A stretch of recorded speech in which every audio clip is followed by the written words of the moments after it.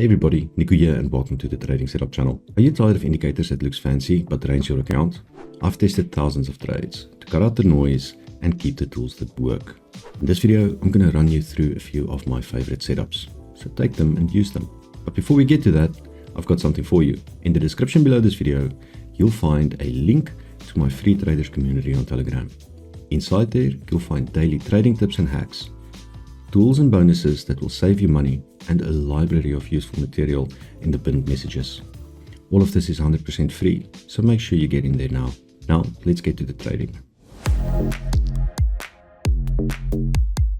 This is what my platform looks like most of the time when I'm trading.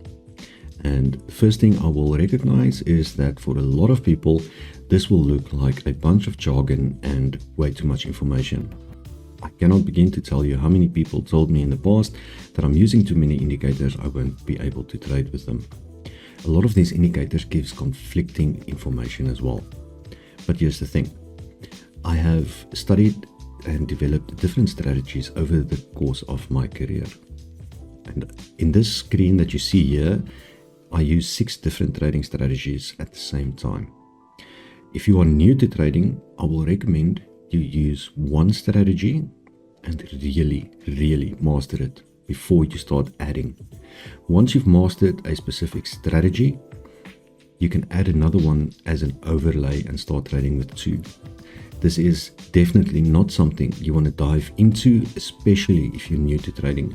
You do need to take it step by step. It's taken me years to get to the point where I can look at this chart and not get confused by the conflicting indicators and signals that I get all the time. It's going to take you a while. Be prepared for that. Start small, master one strategy at a time. This is crucial. Now let me walk you through my indicators. Indicators off chart will be an RSI set to 14, and you guys will notice that my middle line is highlighted and the oversold and overbought levels not that much. As a rule, I ignore the overbought and oversold levels on the RSI. I've explained this in a few other videos as well, the reason behind it. But to quickly recap, the RSI is a momentum indicator. So it's showing me the momentum that the current move has. So while the RSI is above the 50 line, it's showing me that the current move, it will always be an upwards move. The current move then has a lot of bullish momentum. And the higher the RSI goes, the more momentum that move has. And the opposite goes for when it's moving downwards. If the RSI is below 50, it's telling me we have bearish momentum. And we know that momentum is something that the more momentum something has, the harder it is for it to stop. So that's the way I use the RSI.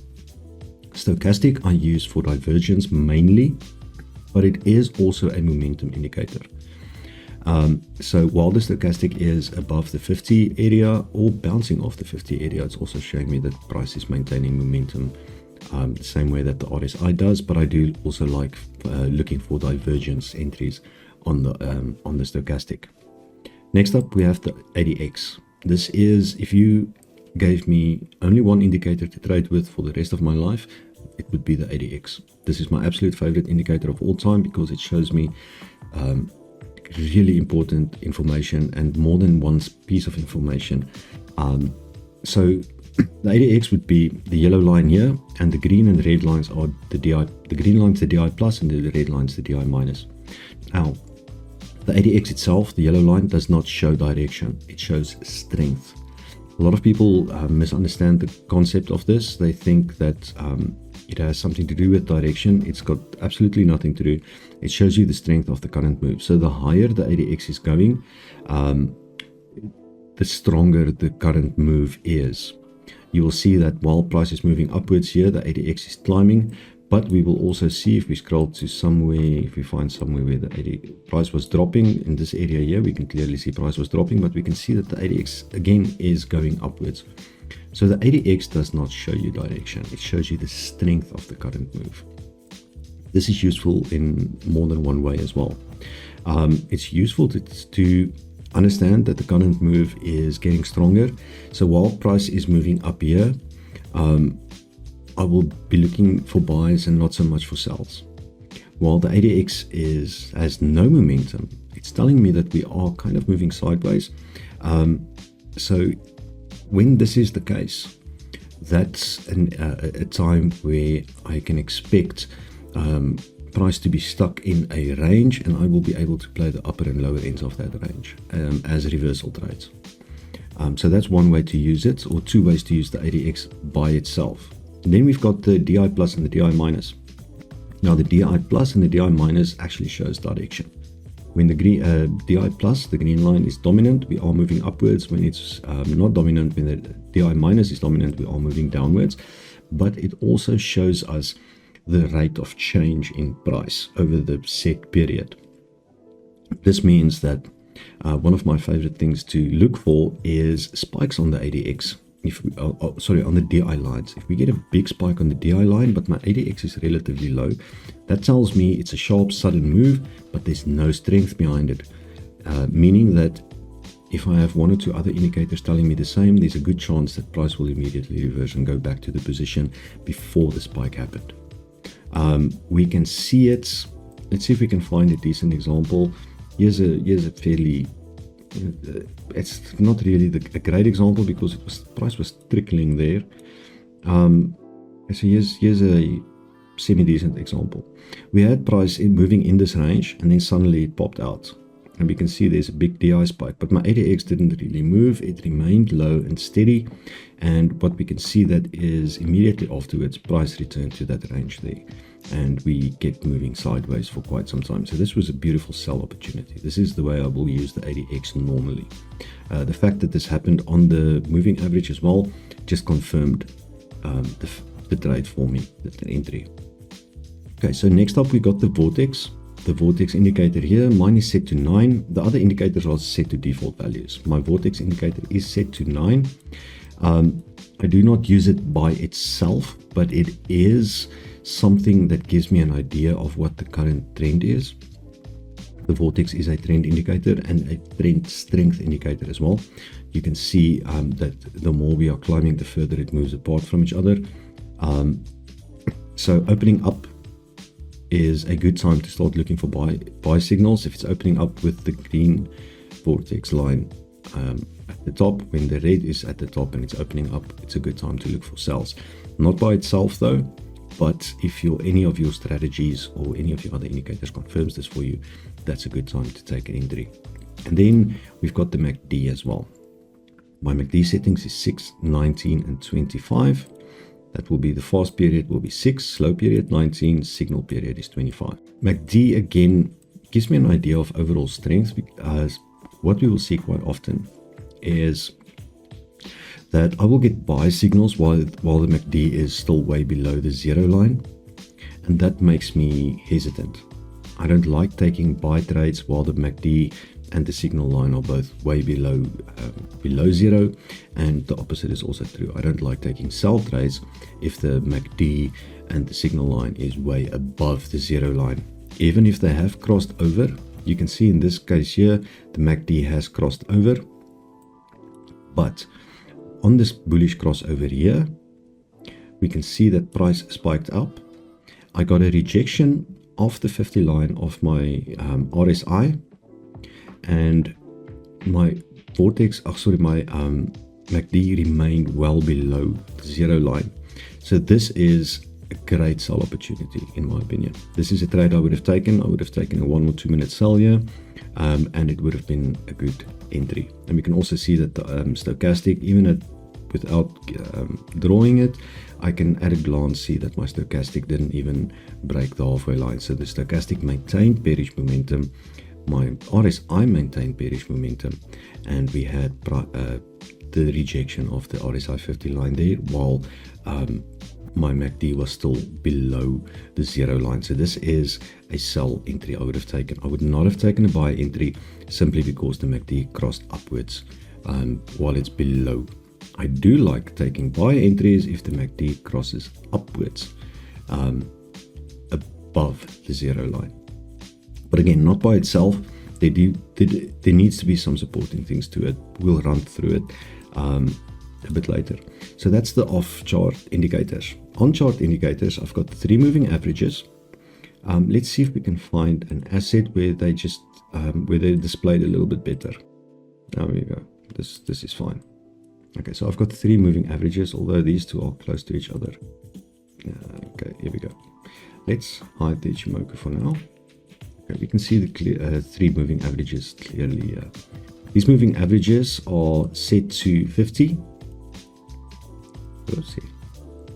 100, and 200. That's my moving average settings. These are considered the classical moving averages. They are all simple moving averages as well. And I use these as dynamic support and resistance areas. So what do I mean by that? Let's switch everything else off here for a second and just have a look at a different asset and see what we can see. If I zoom out, I can see that quite often, not always, but very often, the moving averages are used as support and resistance areas. Okay, so that's the only reason I do this. It doesn't always perfectly align, but it does very often align. And this is the moving averages I use in conjunction with the RSI most of the time. These 50 line rejections, I love trading them when the RSI rejects off the 50 line and price rejects at the same time, rejects off a moving average, whether it's the 50, the 100 or the 200.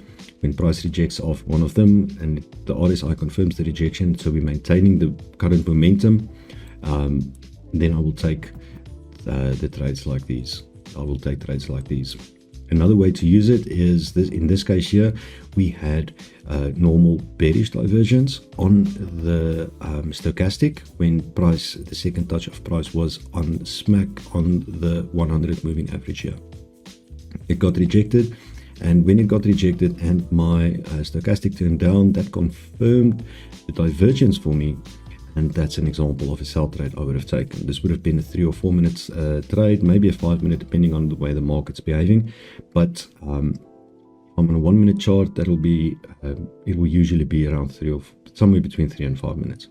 This divergence for me is never a one candle trade. So meaning that if I'm on a 1 minute chart, I'll do a 5 minute trade, maybe of 5 minute expiry, 3 to 5.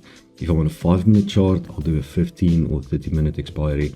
If I'm at a 10-second chart, I'll do a 1 minute expiry. It's never just one candle trade, but that's just for divergence. So that's one of the ways I use that as well. Next up on the chart, we've got the Bollinger Bands. Now, Bollinger Bands I like to use alongside with the ADX. We can see that when price starts getting out of the Bollinger Bands, and I do get a decent ADX spike, that usually signals a reversal for me. Again, I do look at 1 or 2 other things, but that's the main idea behind it. Price gets out of the Bollinger Bands, closes outside, not just the wick outside, price starts closing outside the Bollinger Band, and I get a DI spike while my ADX is relatively low. That usually means we should get a reversal trade there. Usually these will be one or two candles, depending on again, depends on the day, on the way the market is that day. We can see this again here. Price got closed well outside. Most of this candle was outside of the Bollinger Band, and I did get a fairly decent DI spike, and that signaled a reversal for me with the Bollinger Bands. So Bollinger Bands mostly used alongside the ADX. That's the way I use it. Next up, we've got the Ichimoku Kinku Hayu. This is one of the best freestanding indicators you can get. You can use this by itself once you really understand everything about the Ichimoku. But once you understand it, you can actually use this by itself without any supporting indicators. You will be able to sustain a fairly decent win rate. Let's just have a look at it by itself. It consists of 4 parts. We've got these 2 lines here, and then we've got the cloud. So this is called the lagging span. This is basically a duplicate of the current price movement. So the lagging span, I believe, if I remember correctly, it's set to 26. It's 26. So the lagging span Chico is not entered here. I believe this is 26 behind price.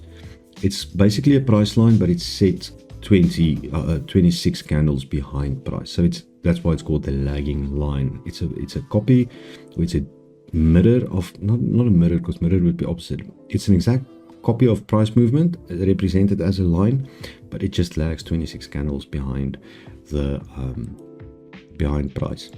Then we've got red is the Kijun Sen, yellow is the Tenkan Sen, and then Chico Span is that, and then we've got the Senko. These two lines, the yellow and the red line, Tenkan and Kijun, quite often acts as support and resistance areas. I do actually quite often take trades off them, of rejections of one of these lines, and also a decent price entry way of an entry signal would be the crossing of these two lines. Usually when they cross, you do get a decent price movement for quite some time. We can see there's a cross there and there's a cross there. Now, these will need a couple of candles. So if you're on a 1 minute chart, 5 or 10 minute expiry, you don't want to do a very short-term trade on this, but that's one way to use it. And then we've got the cloud. The cloud, in my opinion, is absolutely amazing in the sense that while price is inside it, a lot of places or a lot of websites will tell you that while price is inside the cloud, you do not trade. And this might be valid.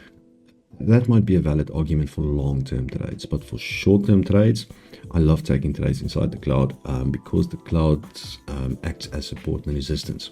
So again, and you guys will hear that word quite a lot: support and resistance, support and resistance. While price is moving inside the cloud, it will quite often jump in between the two cloud lines, and when it is approaching the cloud, it will often get rejected off the cloud line like that as well. But once it breaks, it usually runs. If we look here, we can see that this candle broke the cloud to the downside and it ran for a little bit. This candle here broke the cloud to the upper side, it ran for a little bit. This candle here broke the cloud, it ran for a little bit. So there was a trade opportunity. This candle here broke, there was a trade opportunity. So lots of trade opportunities using the Ichimoku, especially if you're using it in conjunction with some of your other indicators. So for example, we had when price broke through here, both my RSI and my Stochastic was in oversold positions. Now, because the RSI and the Stochastic are both momentum indicators, this tells me that there's a lot of bearish momentum at the moment. At that point in time, there was a lot of bearish momentum. And it's a good idea to go with momentum, not against it. It's a good idea to go with. So when we get a cloud break like this, I will take a sell trade immediately. If my momentum shows me that we are good. Another thing that confirmed this trade for me, for example, is the fact that my ADX was relatively high and my DI minus was dominant, telling me fairly strong downwards move. Another way to confirm this, the MACD heading downwards. It's opening up. MACD and signal lines are moving away from each other. They're opening up, they're going down. Strong bearish move. Vortex, the red vortex is on top, showing me bearish trend.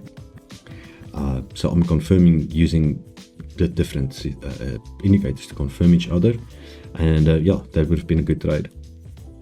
Once it starts moving like this though, this becomes untradeable. If your cloud closes down and just stays small, just forget about it. Okay, so there's a long period here that there would have been no trading. Another way, by the way, that the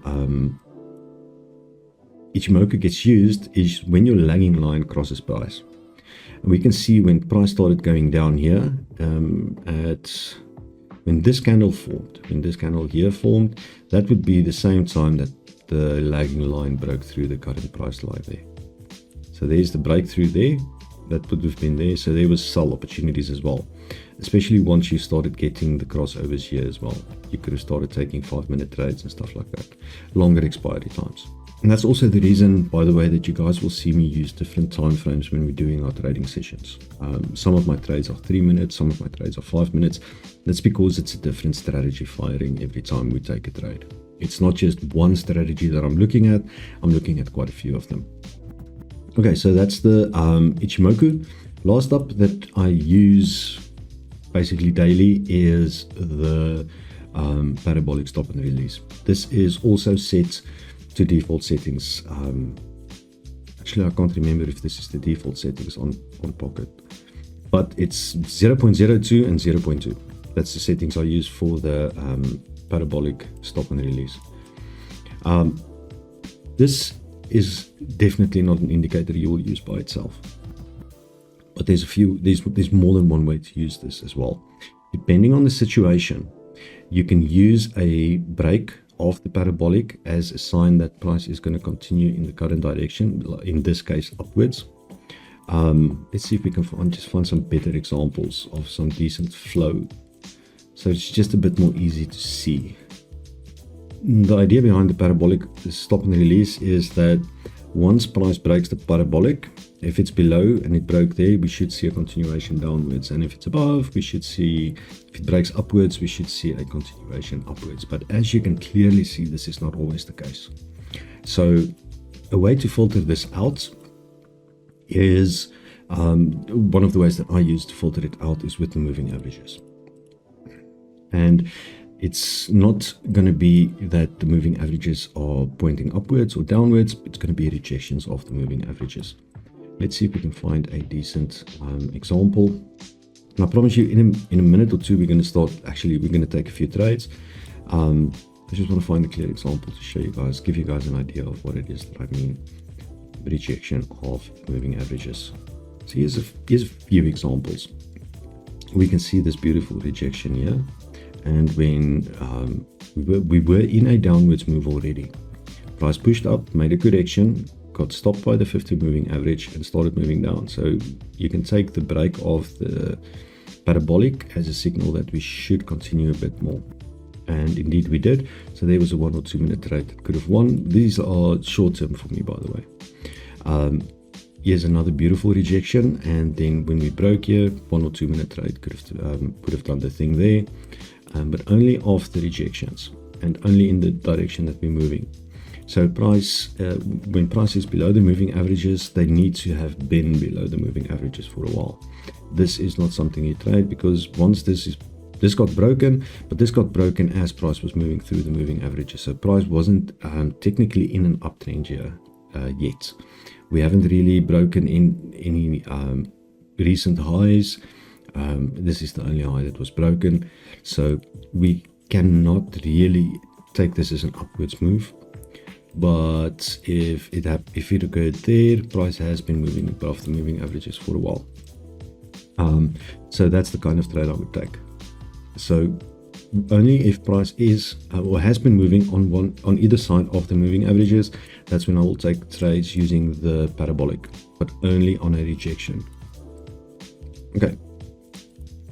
Now, let's have a look at what it looks like when we're actually trading. Okay, we're all set up and good to go. We're going to start flipping through some assets and see if we can pick up any trades using any of the strategies I described just now. What I am going to do also is I'm going to switch to a 5-minute chart. I want to, the reason I like 5-minute charts is it gives me a better view of what price is currently doing, and it also gives me a better view of the current support and resistance levels. So we can see that we've got a small pullback to the Bollinger middle lines, and we've got the rejection, and we're closing up, moving up above the Kijun-sen. I'm going to go with the buy here. Let's see what the 1 minute looks like. 1 minute looks good. We've got the RSI went over into bullish momentum. Got the Stochastic showing us bullish momentum. We've got the bullish crossover on the MACD. Vortex has been bullish for quite some time. MACD is the MACD line is already above 0, and it looks like the signal line is moving towards breaking 0 as well. And then of course we have this Bollinger squeeze, slight squeeze, although I suppose technically it's not a Bollinger squeeze. This is just a contraction, and we should see the bands open up quite shortly and price start running in the bands upwards in a movement. Also the parabolic stop and release is below price, so it's showing us that there's upwards movement. So everything 1 minute and 5 minutes showing us bullish movement, and we're just going along for the ride basically. Just under a minute left on this. Let's see what happens. There goes the green, as we expected and wanted. Now, if this does push out of the Ichimoku cloud, I will consider taking another buy trade on this. But we do need to push out quite strongly. This is going to be a very close trade, by the way. Very, very close. Happens sometimes. Sometimes you'll have very close losses as well. As nice as it would be to always have deep wins, it's not going to quite happen that often. So we can see that the bands have contracted. Price came over into the upper side of the Bollinger Bands, and now these bands are opening again. So like I said, if we get a close above the cloud now, we need price to break through the cloud. Once this happens, I'll take another buy trade on this. Because we can clearly see that the let's hide the Ichimoku quickly. The Bollinger Bands are opening up, so I just need price to actually start going now. Once it does break through, we can expect it to hit the last recent high, which will be this value here. It should be around that area. There we go. So if we do break, we should expect it to hit that area at least. But now we just need to wait for that to happen. Until it happens, I'm not going to take a trade on this. Everything showing us bullish momentum, bullish direction. So we've got 30 seconds left on this candle. I really hope it doesn't make a big spike. Let's remove this. Let's just make it a little bit thinner. There we go. If this does make a big spike, I'm not going to take a buy position because it's hitting the support area or the resistance area, and there's a good chance that it might first come down and come retest the cloud area. So it doesn't look like we're going to be taking a trade on this, unfortunately. Let's see what the 5 minute looks like quick. Yeah, we're hitting some support, although the 5 minute is breaking through. This actually might be a good trade. Let's make a 3 minute trade and go for it. Okay, all signs on the 5 minute is showing us the price is busy going up and that there's a lot of momentum and strength behind the move. Combine that with the fact that we just broke through the cloud on the 1 minute chart. Even though we've got this small resistance area coming up, the fact that we broke through the cloud to the upper side is a good sign that we should continue moving upwards. But we'll wait and see what happens. And I'm going to take another 2 minute trade as soon as this timer hits 2 minutes. There we go. Okay, so now we're just going to wait and see what happens. 2 minutes left on this 3 minute trade. Bollinger Bands opening up very nicely. Price is starting to push. Let's look at the 5 minute chart. Beautiful. We did break through the parabolic stop and release there. So it's just a question now of waiting it out. Let's see if there's any 15 minute chart. See if there's any support and resistance areas nearby. That seems to be the closest one. Let's draw that in. That area there. Let's go back to 5 minutes. See what we're looking at. Okay, so there's a fairly good chance that we're going to see price hit this area here before we start. If it does turn down, it shouldn't start turning down before this area here. Doesn't mean we might have we won't have some small pullbacks, but we should see it move up over the next few minutes towards this area at least. 30 seconds left on this. Trade's looking good. Okay, so just over 10 seconds left. There we go. Awesome. Let's see if we can pick up 2 more extra trades. So as a rule, I won't take another trade here unless this looks really, really good. So I'll avoid this asset for a while now, until I get a different setup from it. Let's see what's happening here. 5 minutes hitting some support, close to hitting some support. We had the change of momentum here. We can see that we actually finally broke through the support resistance area here. MACD went bullish, Vortex went bullish, ADX went bullish, everything went bullish basically.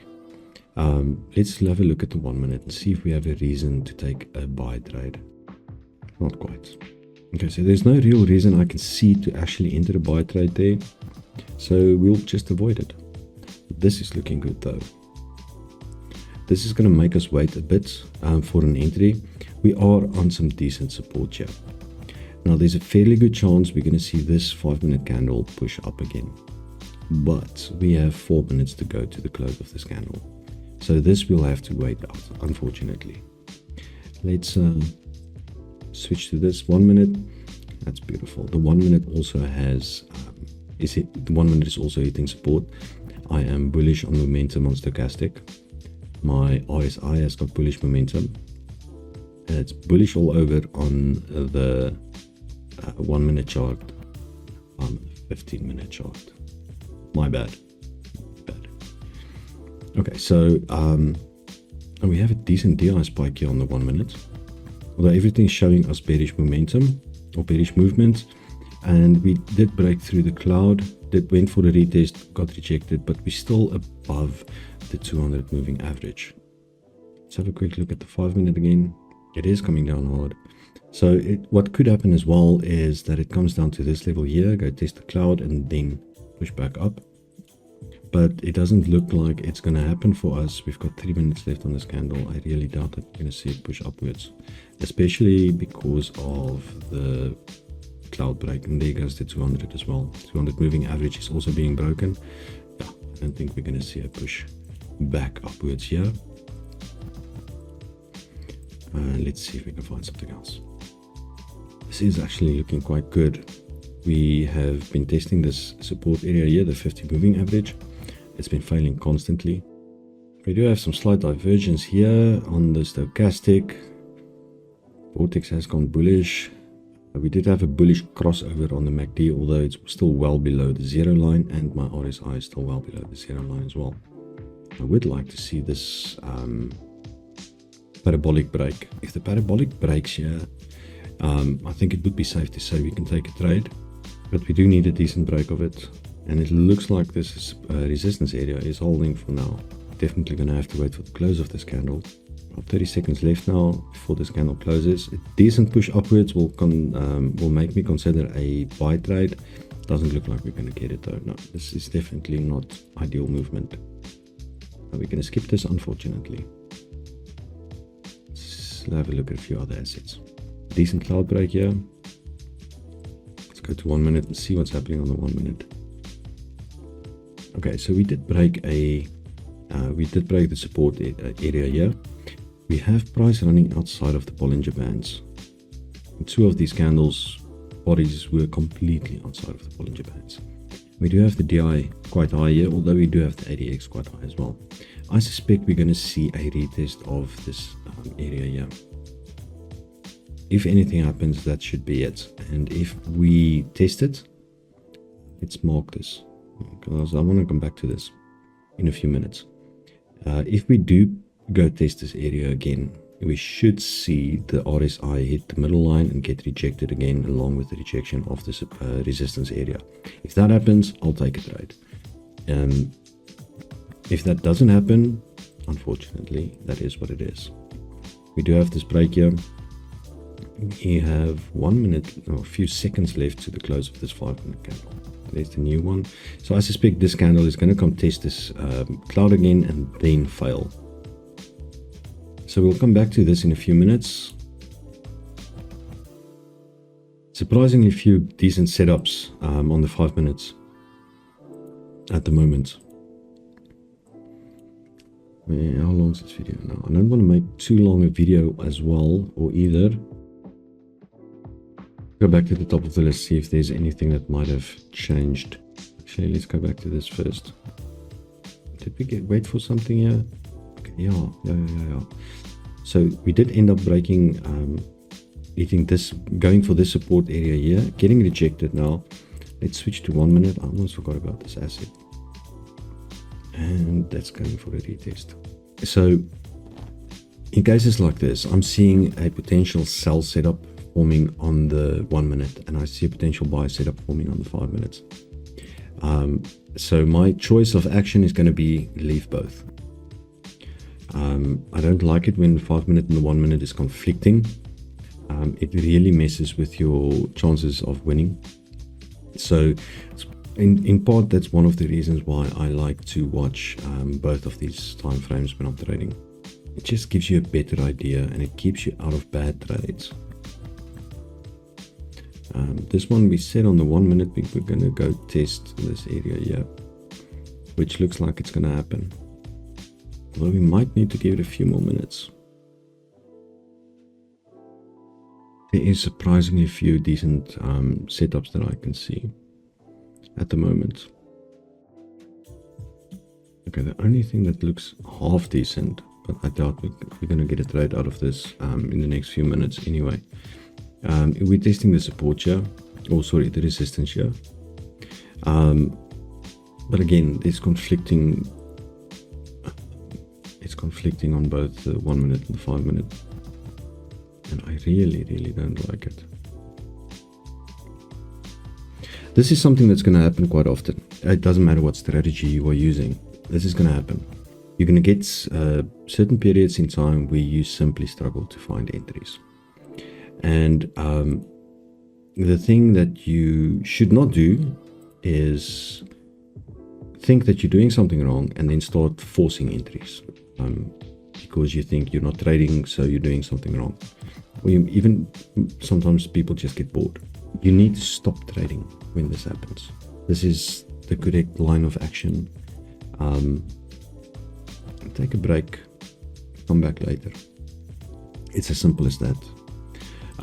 If you do not have the discipline to wait for trades while you're sitting in front of the chart, get up and go do something else for half an hour or an hour.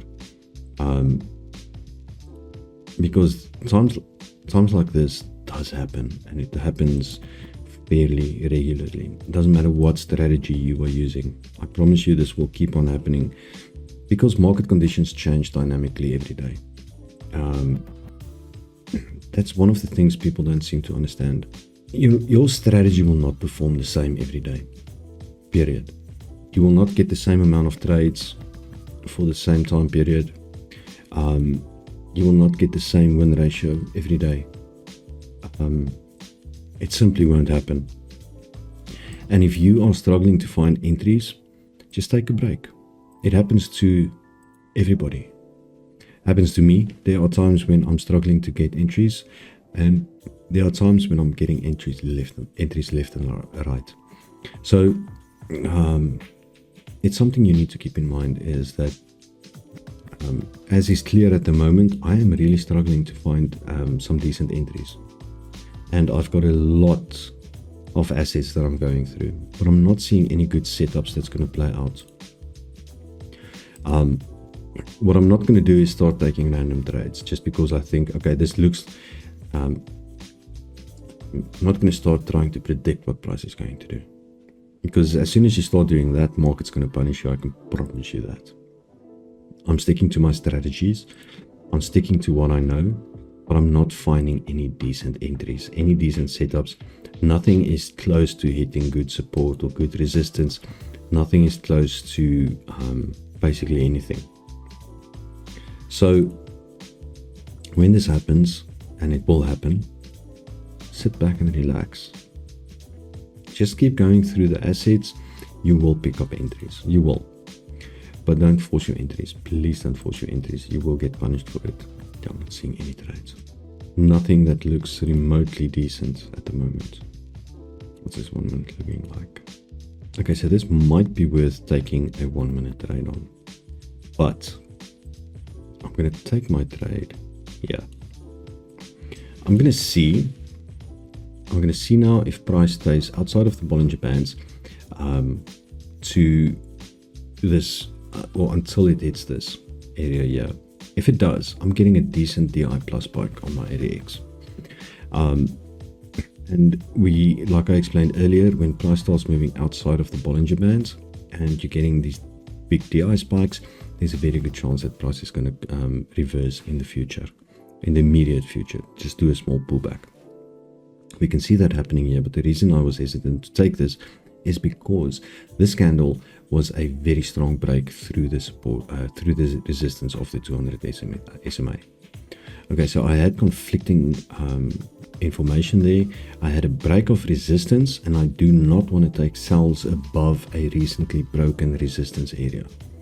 The same way, I'm not gonna take buys just below a resistance area. So we had conflicting information or conflicting data. One thing was telling us that it's gonna keep pushing. One thing was telling us that it's gonna drop. In this case, I'll leave it. If it was gonna push until to this line here, this was the last decent resistance area. If it pushed up until there, and my candles stayed outside of the Bollinger Bands, and I still had a decent DI spike, that would have been a sell entry for me, because now I no longer have the problem of the broken resistance, but I've got the resistance above. Okay, so that just increases my chances. This would have been a successful trade if I did take it, but you will also notice that sometimes you will take these trades and they will not go along with you. If you have conflicting data, again, just leave it instead of trying to force an entry and take a trade that's basically a gamble. So if you have one system telling you buy and you have one system telling you sell, you have a 50-50 shot at it. And if you take a trade, you're guessing. That's it. It's as simple as that.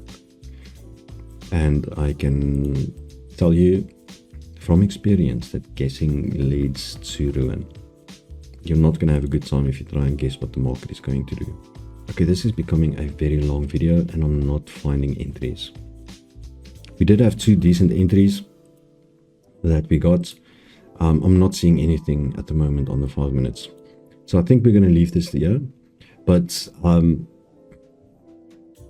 yes, this was this should give you guys an idea of what I'm looking at when I'm trading every day. Like I said, most of the time, this is what my chart looks like. This is what my charts look like when I'm doing my trading sessions on the Telegram group as well. So yeah, this is what it looks like, and it's fun. So that's why sometimes our sessions are an hour and sometimes they're like 20 minutes, because the market differs. Sometimes we don't get decent entries for a while. Sometimes we do get decent entries. We get lots of decent entries. So we're just going to stick to it, stick to our systems, and that's it. If you want to go further, I have a private trader group. There you'll get live trading sessions in real time, my daily setups, and strategies and indicators that I use myself. 100% free, but you can only get in through direct message to me. Contacts in the description. Don't take too long, spots are limited. And guys, don't forget to subscribe to this channel. It really lets me know what you guys like and what content I should produce next. I'll see you in the next video, and until then, may the pips be with you.